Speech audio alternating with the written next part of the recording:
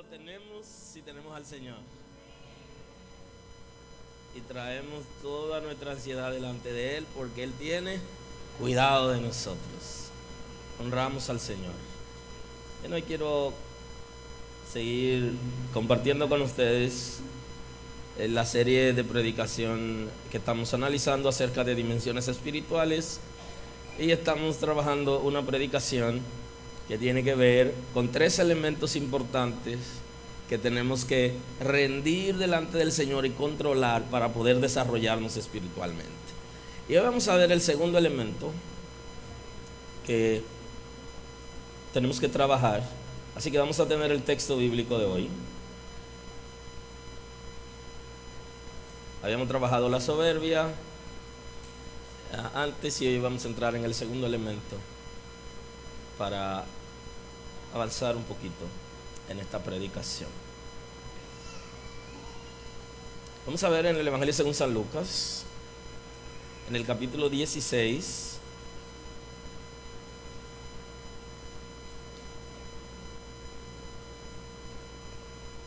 a partir del versículo 13. Vamos a tener el texto de hoy.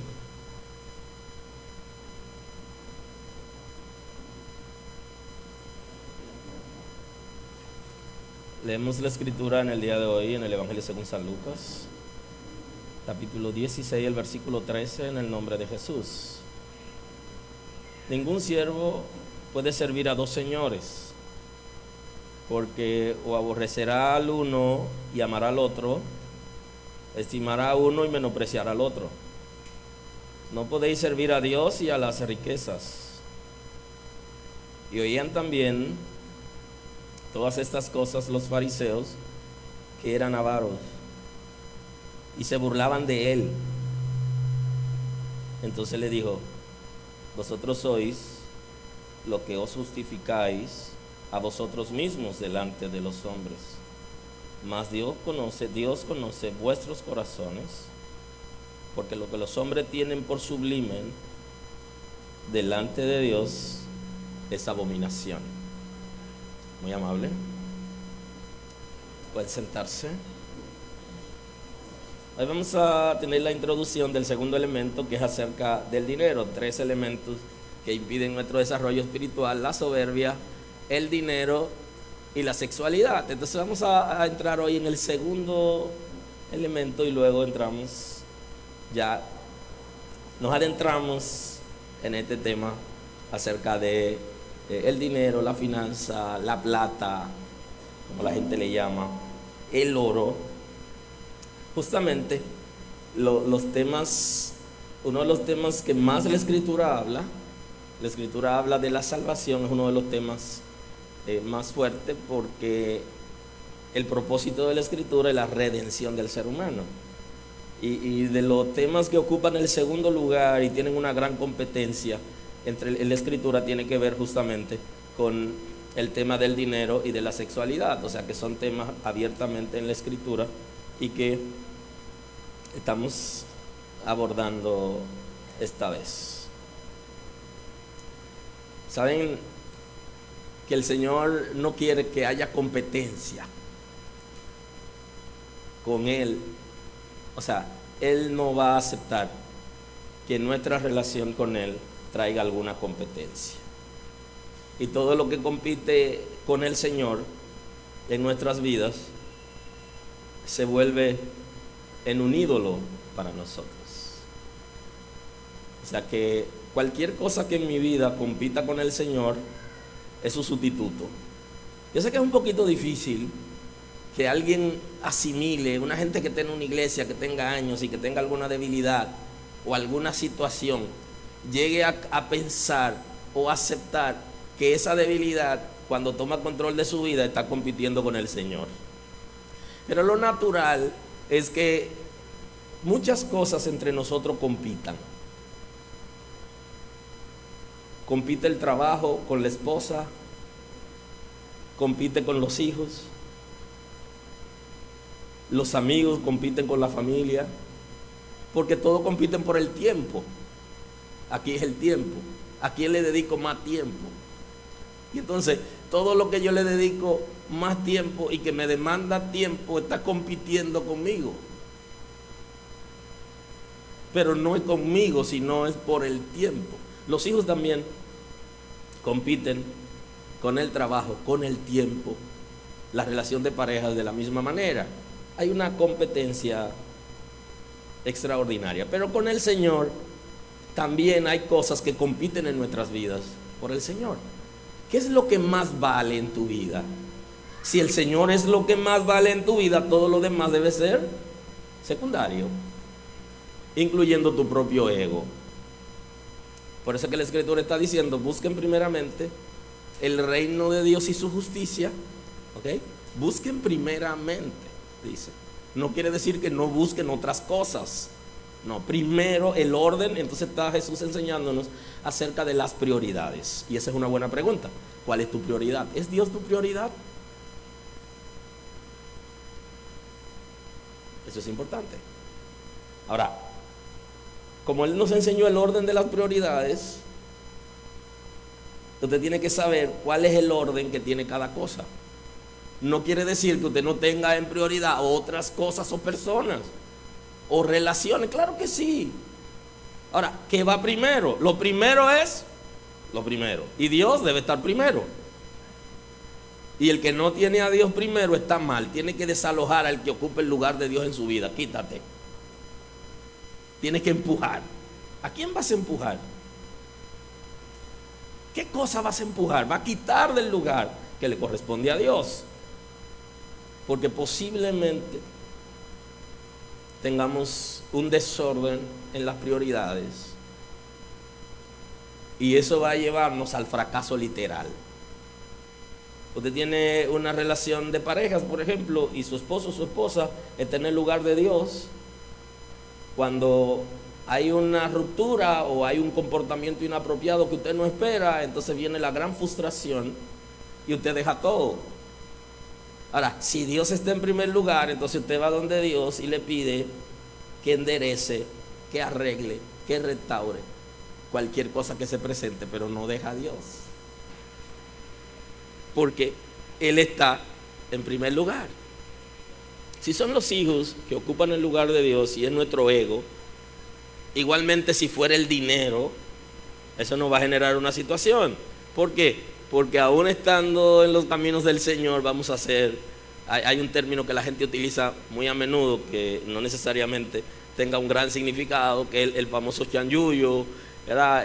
Como hacer cosas envueltas o no definidas para poder nosotros satisfacer alguna necesidad, porque hemos puesto en este caso el dinero en el lugar de Dios. Que en vez de depender del Señor y que Él tome el control de nuestra finanza, nosotros tenemos estrategias personales en contra inclusive de los principios para lograr cosas. El Señor le dice al pueblo de Israel, le da un mensaje al pueblo de Israel en Deuteronomio 10:12. Ahora pues, Israel, ¿qué pide Jehová Dios de ti? Sino que temas a Jehová tu Dios, que andes en todos sus caminos y que lo ames y sirvas a Jehová tu Dios con todo tu corazón y con toda tu alma. Eso le dice el Señor al pueblo de Israel por medio de Moisés. Y siempre que en la Escritura yo encuentro un texto que me dice que Dios me pide a mí que lo ame, me llama mucho la atención. Yo me detengo.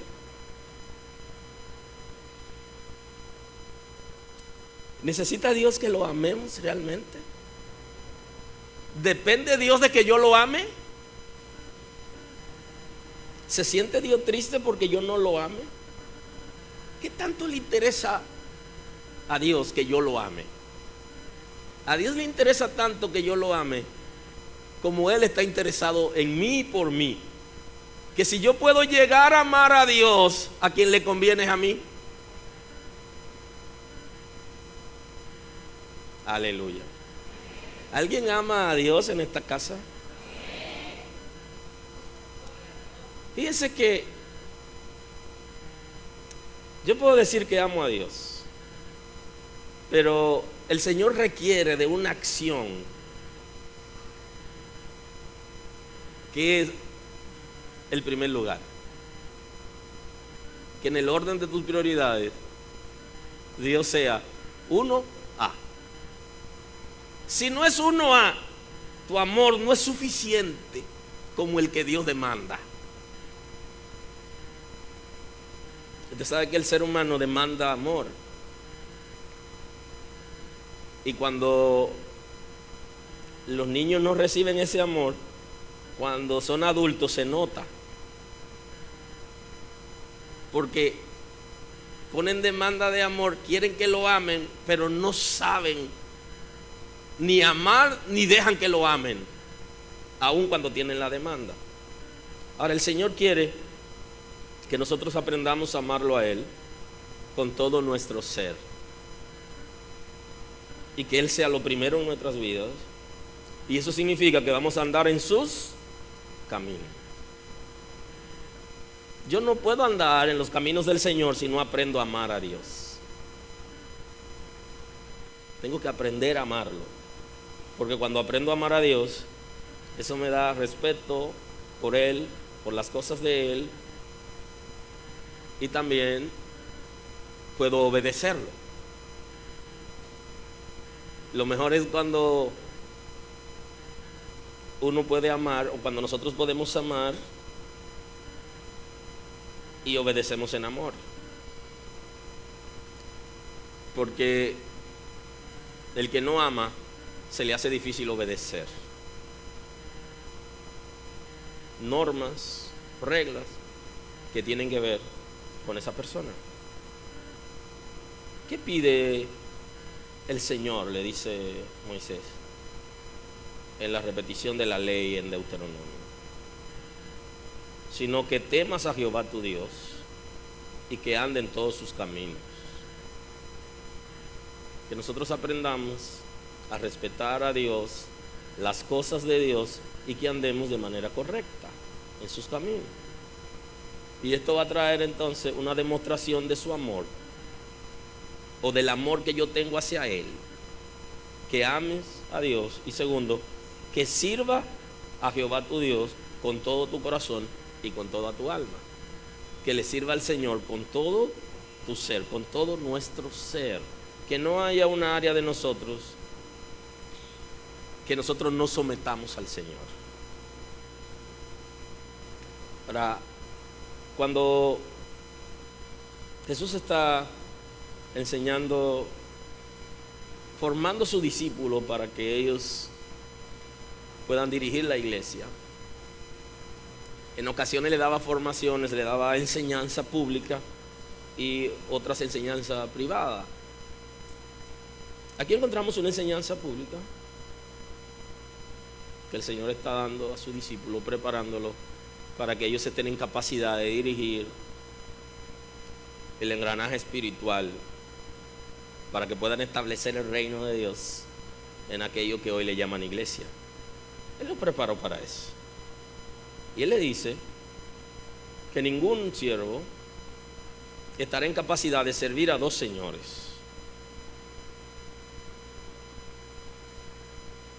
Y creo que en esto posiblemente no estemos tan claros, porque no vivimos en la época esclavista, que esa época, en ese tiempo se daba esa condición. Pero supongamos que usted trabaja en una empresa familiar y que el presidente de la compañía tiene a sus hijos y a la esposa trabajando en la misma compañía, una empresa familiar.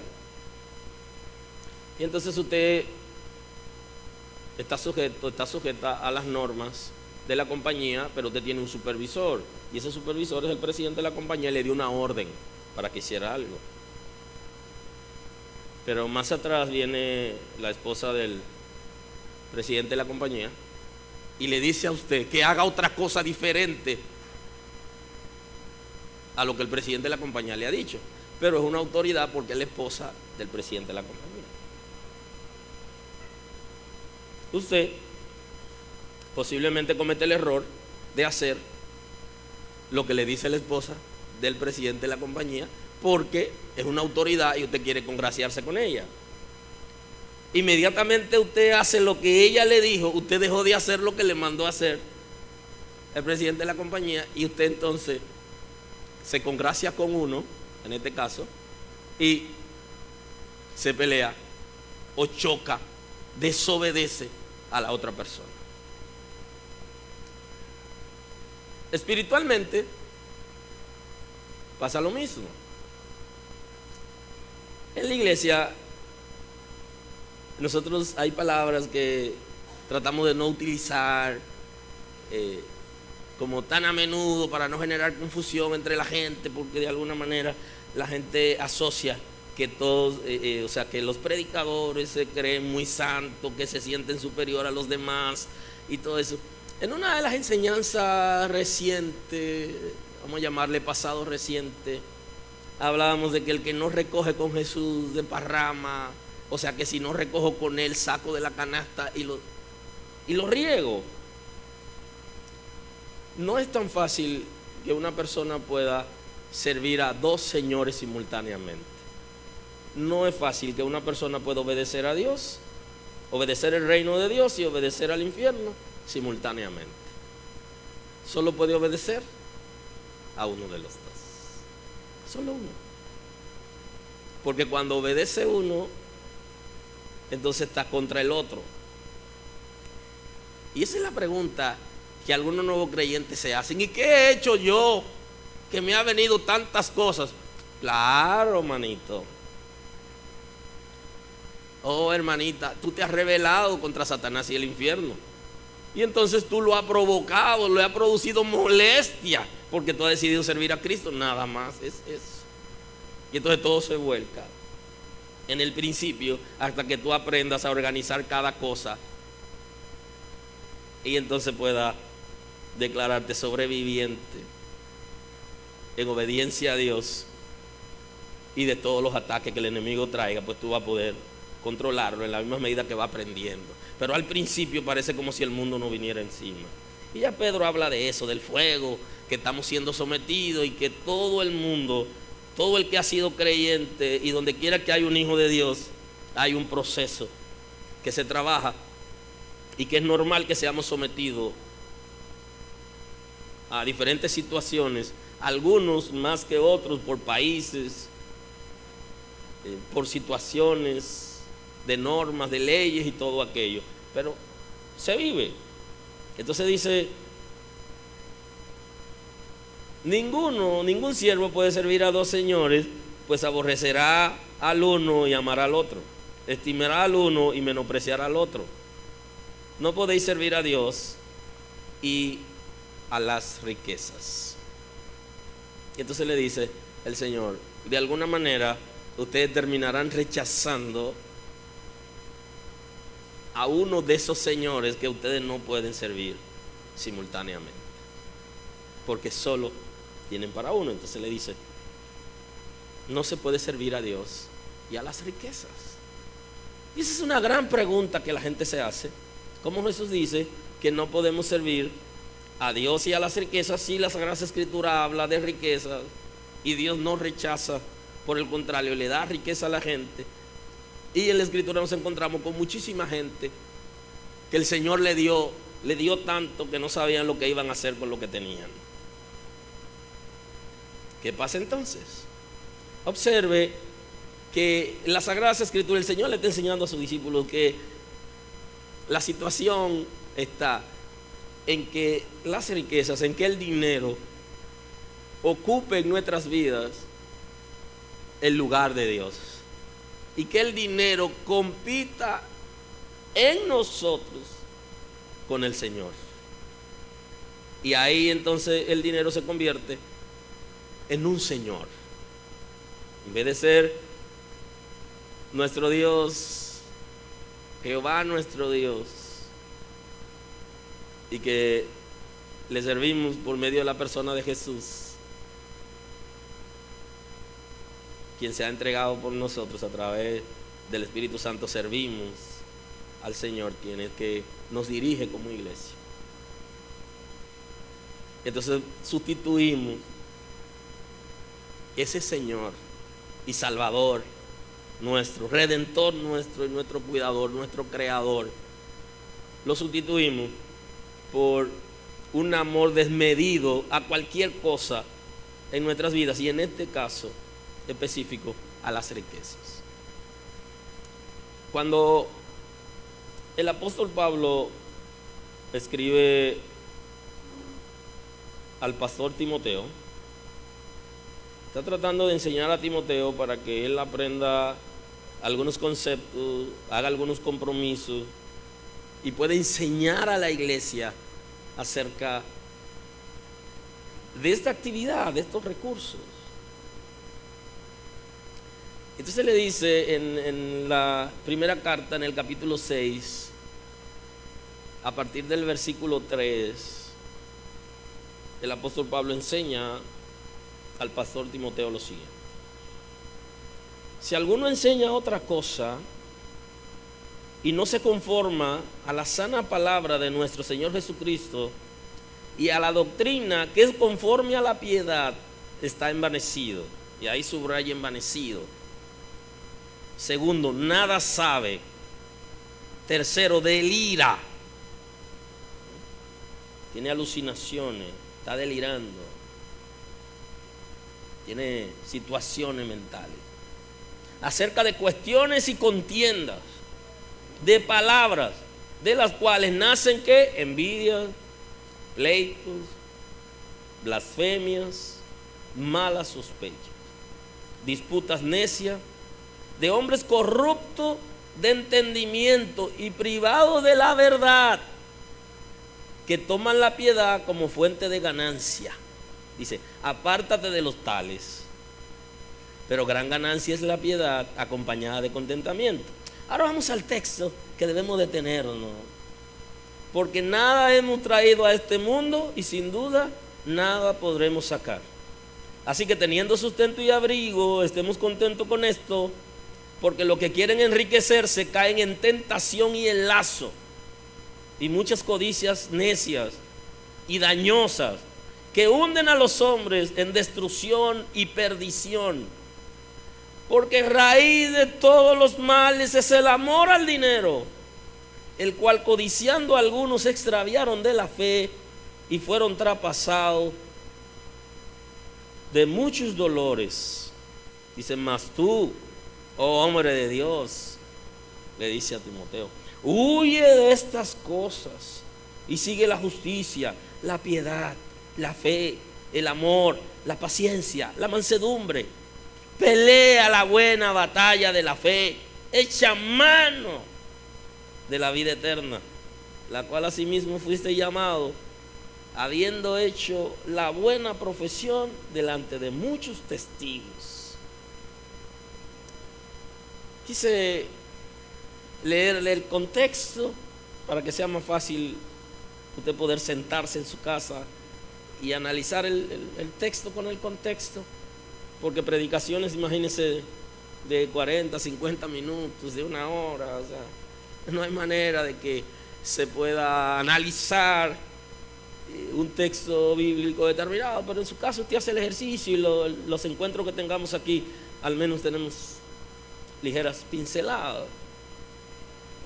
Pero observe que aquí el apóstol Pablo está enseñando al pastor Timoteo acerca de su responsabilidad, de cómo debe cuidarse de amar más las riquezas, de amar más el dinero que la relación con Dios, que su responsabilidad, que el compromiso. Hay una prioridad, y yo creo que esa debería ser la pregunta de hoy. En el orden de prioridades, ¿dónde está el dinero? Esa pregunta es CP, es para consumo personal, es individual, no tiene que responderla, analízalo. En tus prioridades, en el orden de las prioridades, ¿qué lugar ocupa el dinero? ¿Ocupa el lugar de Dios? ¿Ocupa el lugar de tu esposa? ¿Ocupa el lugar de tus hijos? ¿Ocupa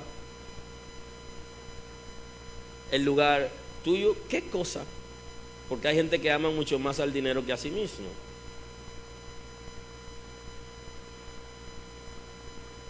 Y lo interesante de esto es que en este caso está hablando con personas que son creyentes,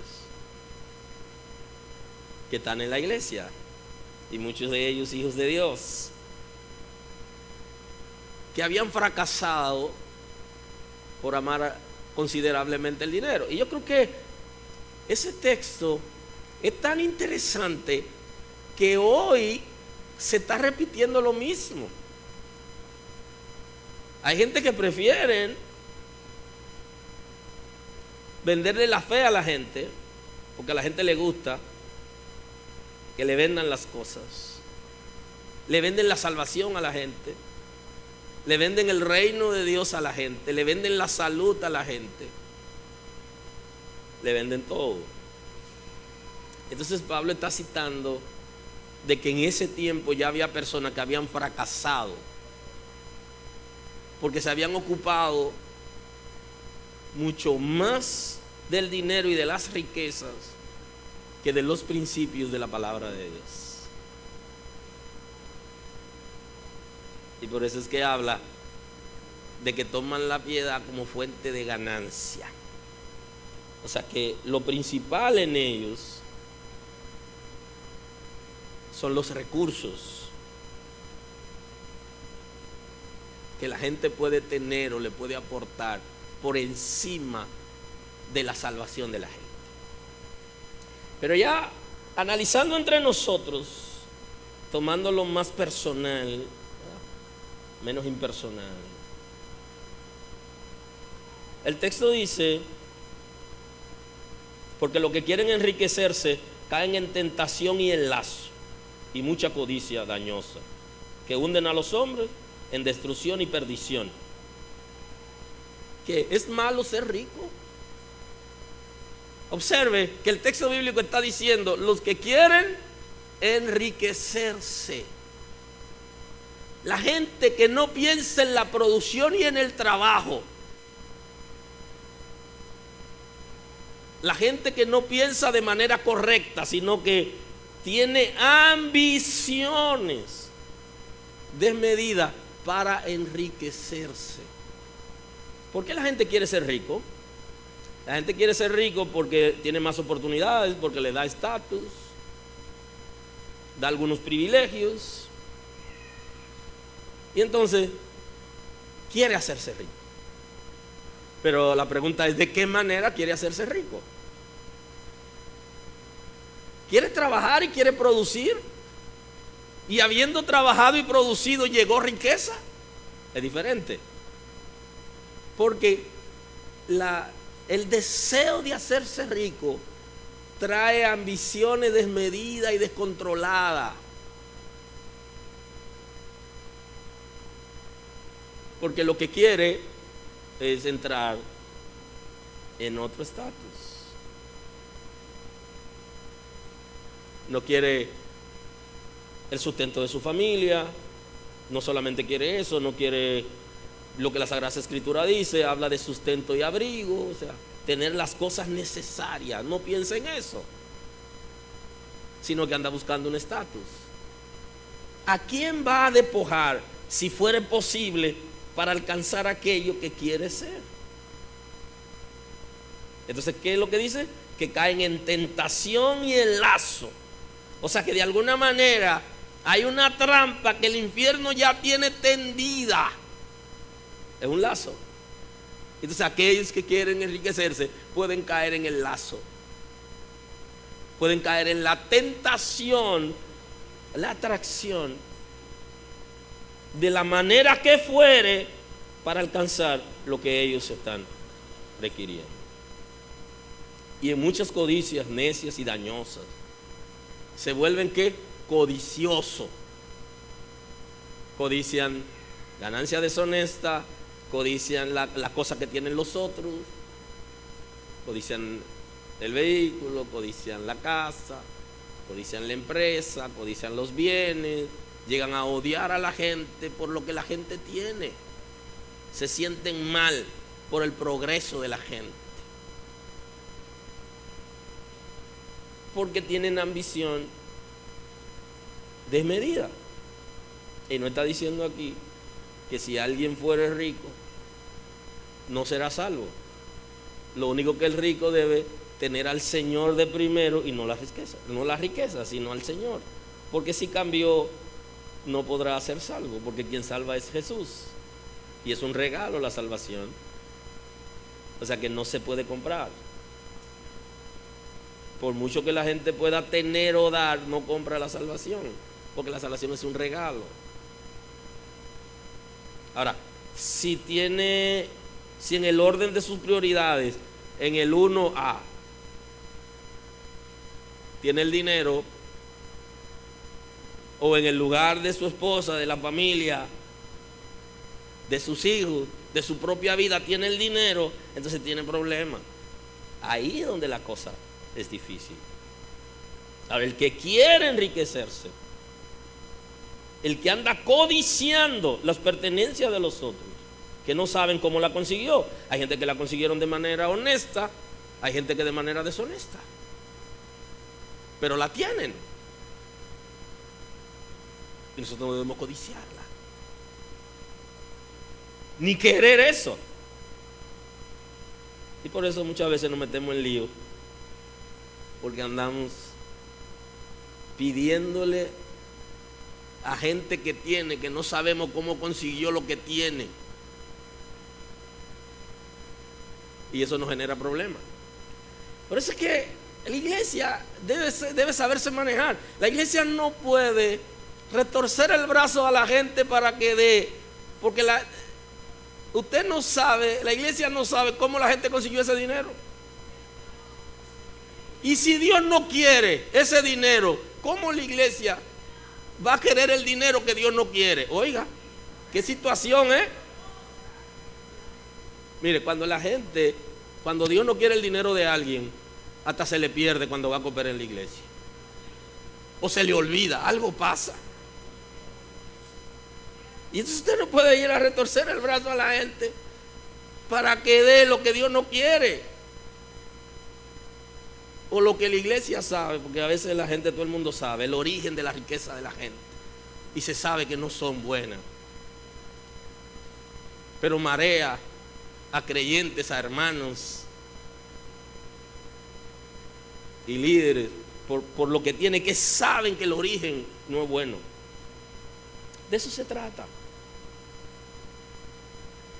de codiciar, de querer quitar, de querer tener lo que tiene el otro, que usted no sabe cómo lo consiguió, legítima o ilegítimamente. Ese es su compromiso, esa es su situación y esa es su responsabilidad. Ahora, nosotros los hijos de Dios no debemos poner nuestra mirada en las riquezas a tal punto que caigamos en tentación, en codicia dañosa, de querer despojar a la gente de lo que tiene, o a veces al que no tiene. Mucha gente se ha enriquecido quitándole al que no tiene lo poco que tiene. Por eso la Escritura habla de la pesa falsa,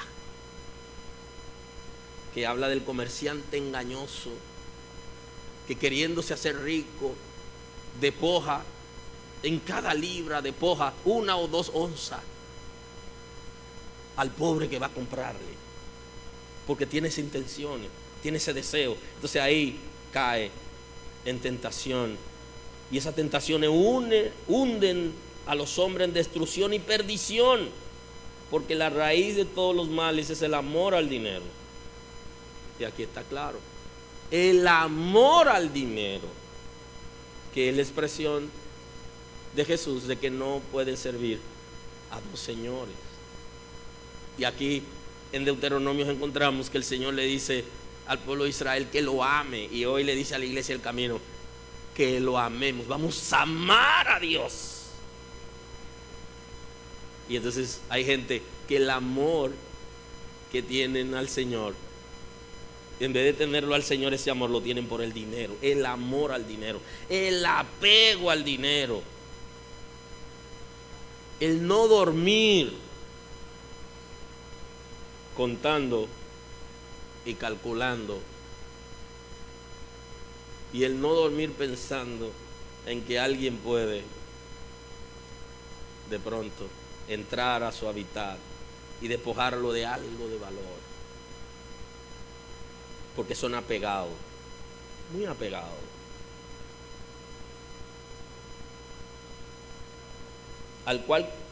El cual codiciando algunos se extraviaron de la fe. Mire, amar el dinero desmedidamente lleva al fracaso en la relación con Dios. Hay gente que está extraviado, tiene una fe diferente, tiene una doctrina diferente, que es la palabra, a la que establece la Escritura, porque su interés es más allá de lo que la Sagrada Escritura enseña con relación al dinero. Han fracasado, han naufragado, porque en vez de mirar a Jesús, pusieron la mirada en el dinero. Se extraviaron de la fe y fueron traspasados de muchos dolores. Ya para el tiempo en que se escribe esta carta, Pablo está citando gente de Dios y de la iglesia que quitaron la mirada de Jesús y la pusieron en lo material. Dice, fracasaron, negaron la fe y fueron traspasados de muchos dolores.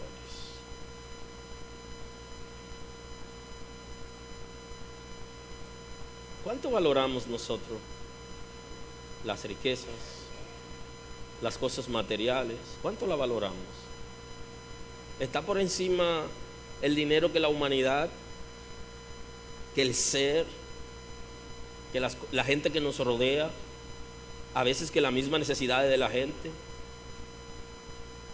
¿Qué dice Jesús? Oían también todas estas cosas los fariseos, y estoy en el texto de Lucas 16, volví al texto del principio. Oían también estas cosas los fariseos, que eran avaros, y se burlaban de él. Oiga, ¿se burlaban de quién? ¿De Jesús? El Señor está dando una enseñanza y un grupo que estaba alrededor, que se identifican como los fariseos, como religiosos, un grupo de religiosos que se hacían llamar defensores de la Sagrada Escritura y de los principios y de las normas del judaísmo, se burlan de Jesús. Míralo cómo vive, ¿de qué está hablando? Lo menospreciaban por el mensaje que tenía. Pero dice la Escritura, ¿por qué lo hacían? Porque ellos tenían ¿qué? Avaricia. Eran avaros. Tenían y querían más, pero ese querer más lo hacían despojando a la gente de lo poco que tienen. Para ellos contabilizar, para ellos contar más. Y menospreciaban a Jesús y su discurso. Así que alguien hoy menosprecie la predicación acerca del orden de las prioridades, del valor que debe tener Cristo y Dios en nuestra vida con relación al dinero. Eso es normal, porque ya al mismo Jesús lo menospreciaron, porque fue capaz de enseñarle un principio de vida que los religiosos no fueron capaces de aceptar. Entonces Jesús le dijo: vosotros sois los que justificáis a vosotros mismos delante de los hombres. Y le dice: Ustedes se justifican a ustedes mismos. ¿Alguien puede justificarse delante de Dios? No es posible, pero delante de los hombres, inclusive por medio de una racionalización, nosotros podemos justificarnos. Que es tratar de decirle a la gente que lo que estamos haciendo es bueno por una razón determinada, que la gente vaya a aceptar. Ahora, el Señor le está diciendo que ellos se justificaban delante de los otros hombres, ellos a ellos mismos, su comportamiento avaro, su deseo desmedido por las cosas materiales. Y creo que en este tiempo puede aparecer alguien que justifique el deseo de despojar a otras personas de lo que tiene y que la gente lo acepte como bueno y válido porque son capaces de justificarse a ellos mismos. Y eso es lo que hace la religión, que trata de enfriar el ánimo de la gente con relación a temas determinados. Mas Dios conoce vuestros corazones. Dice, el Señor sí conoce vuestros corazones. Y hoy, el Señor conoce nuestros corazones. Y delante del Señor, si no podemos justificarnos, si no hay justificación, porque la Escritura habla de la justificación que viene por medio de la fe, y es una obra de Cristo. Justificados pues por la fe, tenemos paz para con Dios por medio de nuestro Señor Jesucristo. Y el Señor conoce nuestros corazones, conoce las intenciones de nuestros corazones. O sea, conoce más, conoce intención, conoce el deseo, conoce la intención, que es donde se originan los deseos, lo conoce. Y sabe por qué hacemos lo que hacemos y qué buscamos a la hora de hacer lo que hacemos. Lo conoce. Aleluya. Y conoce también nuestras preocupaciones. Y entonces le dice, porque lo que los hombres tienen por sublime delante de Dios es abominación. Es posible que algo que el ser humano en su naturaleza caída concupiscente crea que es algo grande, que es extraordinario, que es sublime, delante de Dios puede ser abominación. Que la manera de nosotros hacer cosas, que el comportamiento que tenemos frente a algunas cosas delante de Dios puede ser abominable. Es posible que el Señor lo rechace eso, aun cuando nosotros pensamos que eso es sublime, que es extraordinario, que es maravilloso.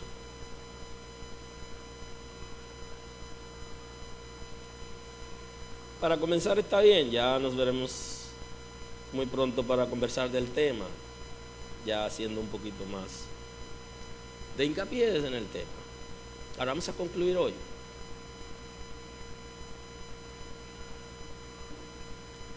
La Sagrada Escritura no está llamando a la gente a ser irresponsable en la producción de recursos, porque hay gente que no es responsable en la producción de recursos. O sea, no le gusta trabajar o le gusta recostarse. La Escritura no está apoyando eso, ni tampoco promueve el parasitismo, absolutamente. No es así, porque el trabajo dignifica y está establecido por el Señor a partir de la caída del hombre. No está justificando el que la gente no produzca.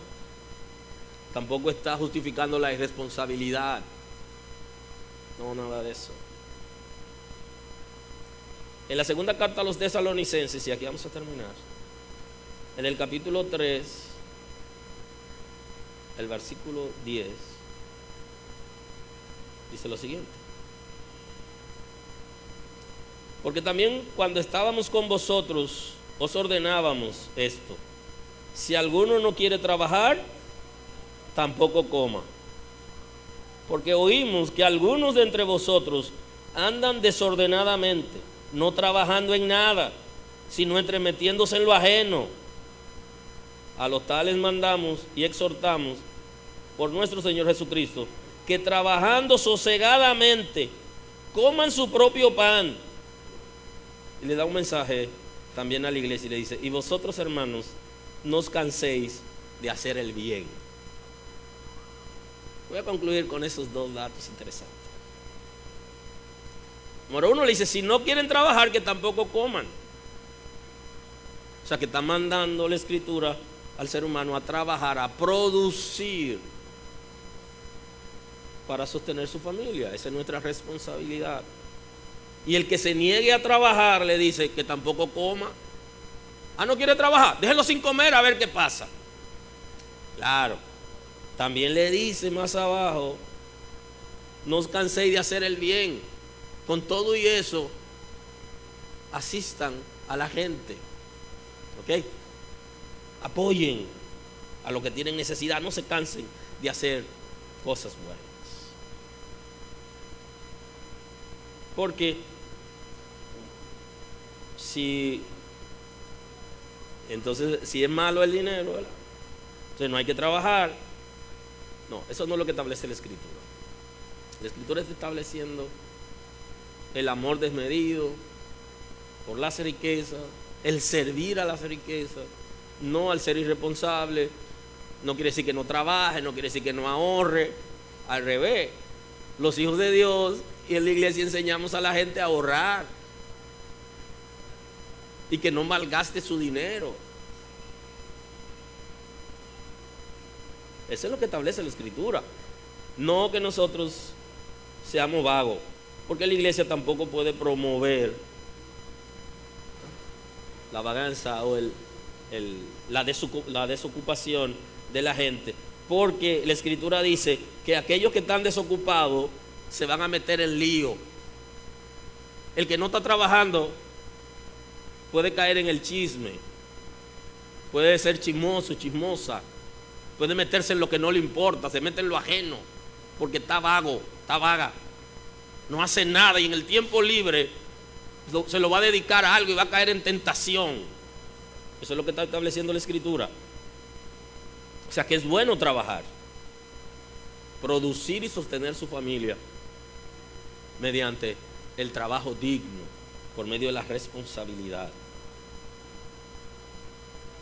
Y eso no quiere decir que porque una gente no esté trabajando no le demos el pan. No, no se canse de hacer el bien. Ahora, dice el que no quiere. El que no quiere. Y creo que aquí tiene que entrar en los padres, nosotros los padres. Ya yo tengo un hijo que tiene 16, le faltan 2 años. Cuando cumpla 2 años más, ¿verdad?, a trabajar. O sea, eso es lo que establece la Escritura, a trabajar con 18. Yo trabajé de 7 años. Yo comencé a trabajar desde 7 años.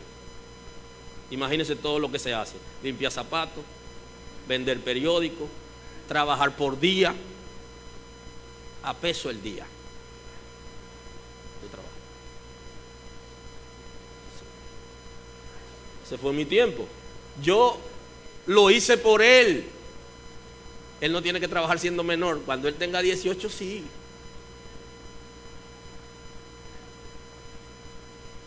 Porque si no enseñamos a nuestros hijos a trabajar, entonces le hacemos daño. Igualmente que cuando el muchacho va enamorado a su casa, todavía Mirieli no tiene 18 para tener novio, pero imagínense cuando tenga 18, no debería, pero ya es mayor de edad, tengo que darle la libertad y que venga un enamorado. ¿Dónde tú trabajas, viejo? No, que entonces no. Date la vuelta. Cuando tú tengas empleo, entonces vienes. No, que mi papá es rico. Bueno, pues al menos trabaja en la empresa de él, pero trabaja, viejo.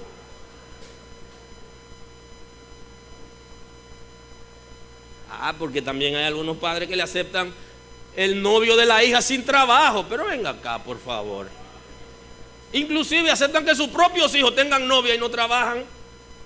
¿Y qué es lo que le estamos enseñando? No, eso no es lo que dice la Escritura. Y cuando son menores, en la casa tienen que hacer algo. Tienen que hacer algo, alguna dinámica, hay que ponerlo a hacer algo. Ah, que usted no va a fregar. Bueno, viejo, pues no come entonces. Aprendas el texto bíblico para que lo suene. Porque si nosotros criamos vagos, imagínate qué sociedad estamos formando. Cuando mandemos nuestros hijos a la calle, ¿qué es lo que estamos mandando? Parásitos. No. Y ustedes saben, les digo una cosa, que esos muchachos adolescentes que tienen mucho brío y muy fuerte, ponerlo a fregar es una bendición.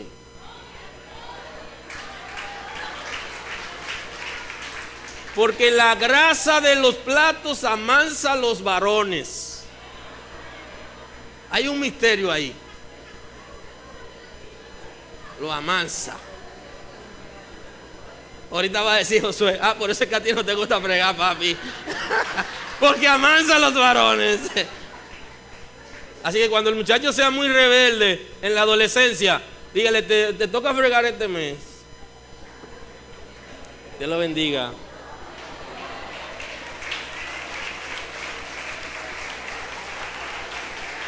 Gloria a Dios. Gracias, Señor. Tú has sido bueno con nosotros. Gracias por tu misericordia a nuestro favor. Queremos, Señor, que nos guíe de manera que nosotros te tengamos a ti siempre en primer lugar, y que las riquezas, que el deseo desmedido por tener cosas materiales no nos hagan abandonar los principios, la doctrina, la palabra, que no nos hagan abandonarte a ti, Señor, sino que el amor por ti sobrepase toda necesidad y toda ambición. Guíanos, Señor, y danos la oportunidad de permanecer en ti, cual fueren los tiempos, como vinieren los tiempos, que podamos permanecer.